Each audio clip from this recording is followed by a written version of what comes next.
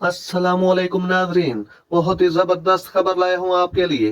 पाकिस्तान और अफगानिस्तान की one day series के शेड्यूल का ऐलान हो गया। दोनों टीमें पहले दो मैच 22 और 24 अगस्त को हम्बनटोटा में खेलेंगी। इसके बाद 26 अगस्त को आखिरी वनडे के लिए कोलंबो जाएंगी।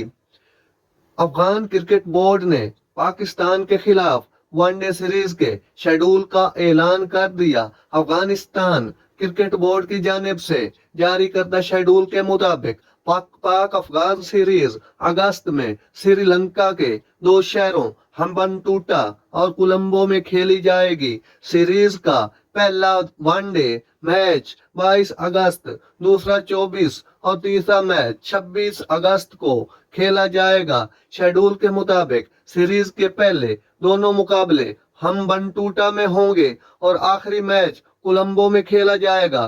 पाकिस्तान टीम 27 अगस्त को वतन वापस रवाना होगी। याद रहे कि पाकिस्तान इस वक्त आईसीसी की आलमी वनडे रैंकिंग में दूसरे नंबर पर है, जबकि अफगानिस्तान का नंबर 8वां है। पाकिस्तान और अफगानिस्तान ने 4 वनडे इंटरनेशनल सीरीज खेली है और इनमें से तमाम मुकाबले पाकिस्तान ने जीते हैं। दोनों टीमें आखिरी बार ICC men's cricket world cup 2019 में एक रोजा फॉर्मेट में एक दूसरे से खेली थी।